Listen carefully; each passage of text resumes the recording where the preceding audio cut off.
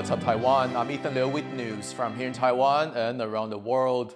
At least 9 people are dead after a fire ripped through a supermarket warehouse in central Taiwan.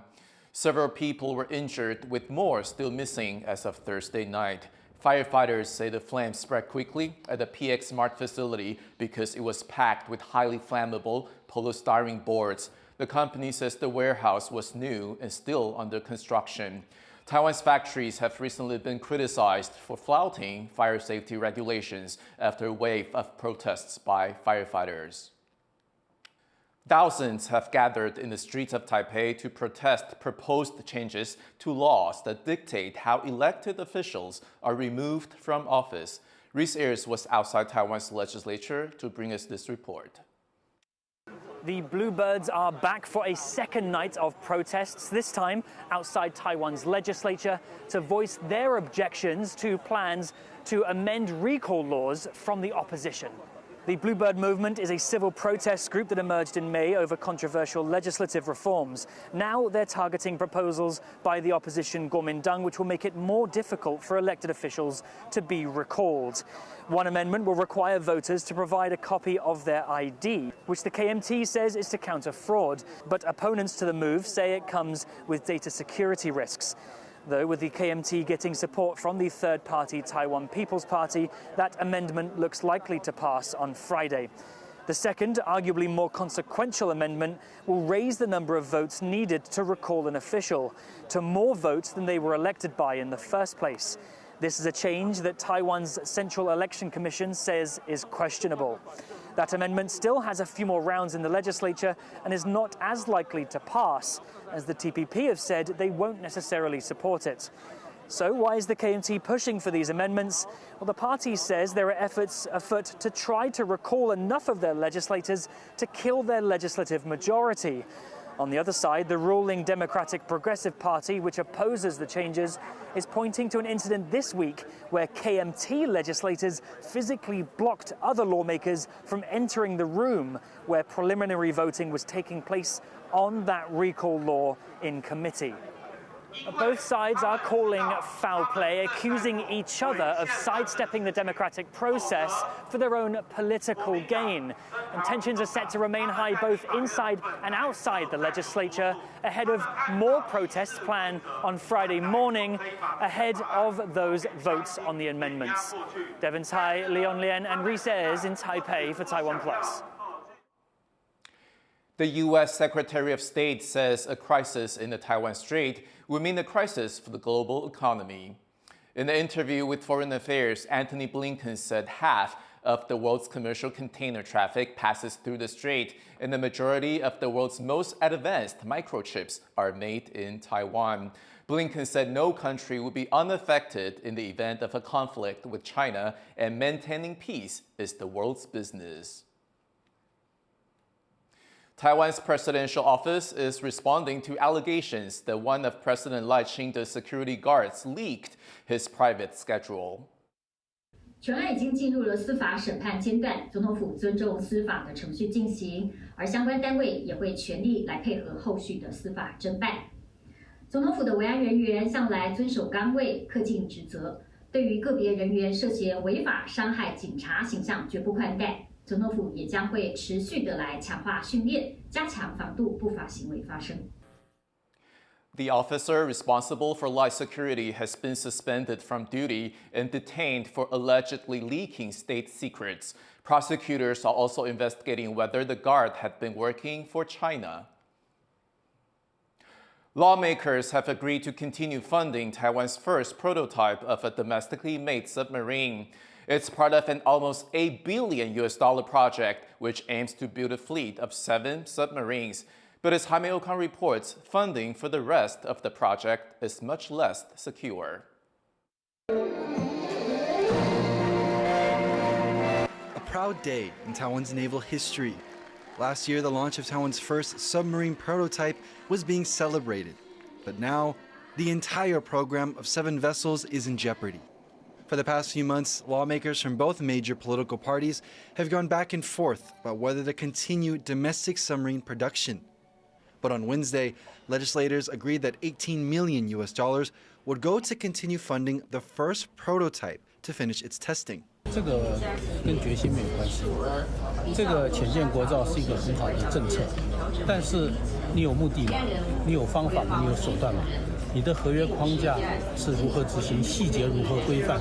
那中间如果中共犯台，你生产线停了，这个时候的合约还有保险这些东西都要讨论。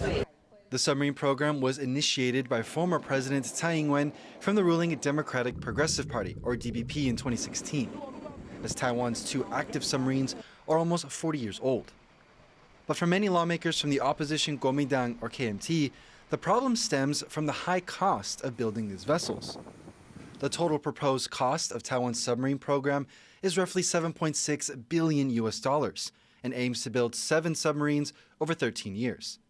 The challenge now is for Taiwan to approve the next part of the budget for 2026, which will likely face more opposition from the KMT.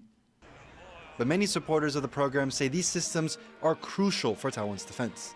如果要简列或者删除这一件事情呢，对我们以后武器的研发不但会有很大的影响，甚至对于相关的厂商，他也再也不要去跟我们台湾的政府合作。 Taiwan reportedly worked with contractors from the US, South Korea, and the UK to build its first prototype. Facing threats from neighboring China, which claims Taiwan as its own and now has the world's largest navy, Taipei plans to use the sub to counter Beijing's aggression. While discussions on how the submarine will be used are ongoing, analysts in Taiwan say that for the military, the most important priority is to secure funding. And that means more engagement with lawmakers on all sides.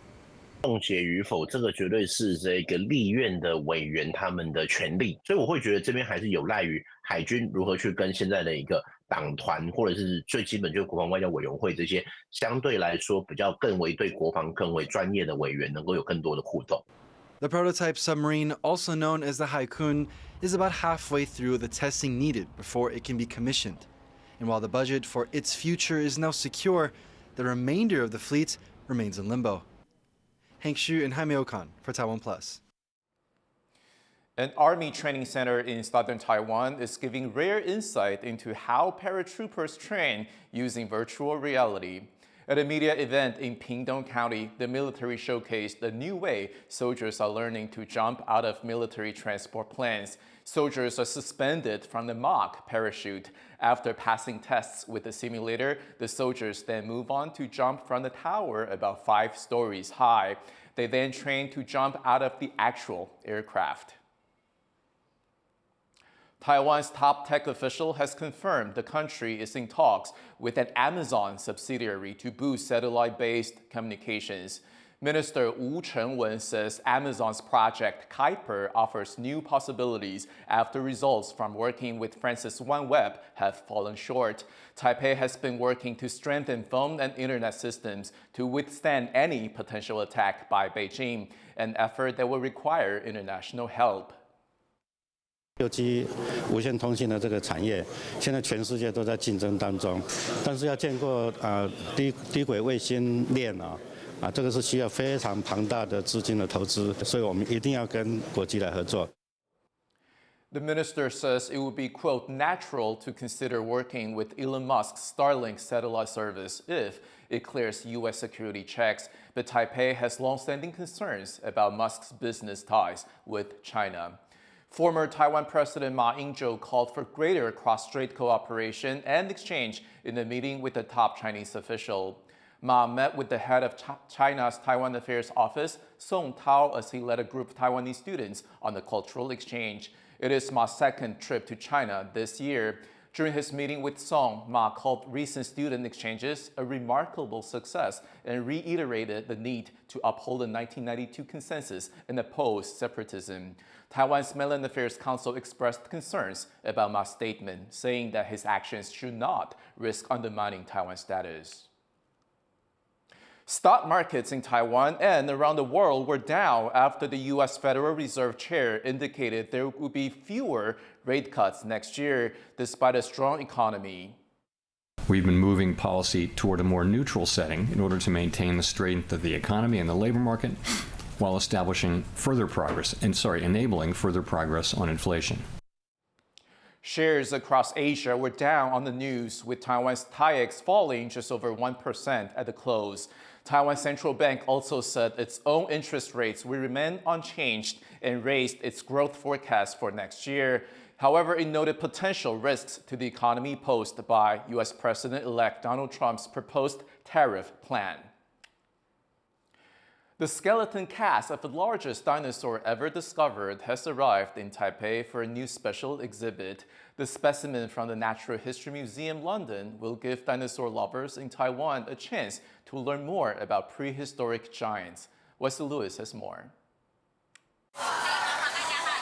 Dwarfed by what could be the biggest animal to have ever walked the earth, visitors are here to see this towering 37-meter-long skeleton cast of a Patagotitan majorum, the largest dinosaur ever discovered.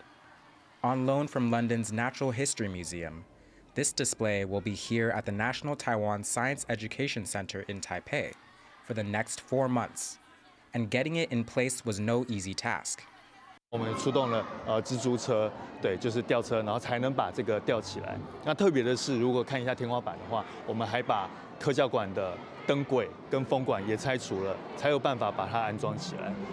Categorized as a Titanosaurus, a diverse group of land-dwelling dinosaurs, the Patagotitan majorum roamed the planet over 100 million years ago, and is named after the Patagonia region in Argentina, where they were first discovered in 2010. Scientists 3D scanned the fossils to create a cast made of fiberglass, polyester resin, and expanding foam to successfully reconstruct this skeleton model, consisting of nearly 300 bones. These massive herbivores are known for their distinct long necks that allowed them to forage for food on tall trees. The Patagotitan majorum is literally a big deal. They could weigh over 70 tons, the equivalent of about 8 T-Rexes. This interactive exhibit gives visitors a chance to get up close and personal with the colossal animal, to view it from every single side, and even from underneath its belly. In addition to the behemoth skeletal replica, this special exhibit also includes lifelike animatronic models, allowing visitors to come face to face with various dinosaur species. It's already gone over big with dinosaur lovers and inquisitive school children. We're here to see our dinosaur friends. Yeah, our dead friends. Here is our Titanosaurus. 现在有这个机会可以让小朋友从小就接触到，我觉得很棒。I like the dinosaur bones. This is the third time the Natural History Museum London has loaned an exhibit to Taiwan in recent years. The curators here say the success of these exchanges demonstrate the know-how that Taiwan's institutions possess and could create more opportunities for international collaborations of this kind, meaning the Patagotitan majorum's temporary stay here not only offers an impressive showcase of paleontological marvels, but could lead to even bigger things to come for Taiwan's museums and scientific institutions. Andy Shura, Peachy Zhuang, and Wesley Lewis for TaiwanPlus. There's new hope for a critically endangered type of chrysanthemum after the government managed to successfully cultivate the flower found only in Taiwan. The Central Forestry Agency worked with experts for 2 years to grow the Formosa chrysanth and teamed up with an elementary school in central Taiwan to plant the flowers on campus. For the first time, the chrysanthemums are now growing outside their native habitat high up in the mountains, while also helping local school students learn about the natural world. Thank you for watching What's Up Taiwan. You can visit the TaiwanPlus website and follow our social media for more stories from Taiwan and around the world. Before we go, we're heading to Finland for this year's Christmas greetings from Santa's Village. I'm Ethan Liu. Take care, and I'll see you next time.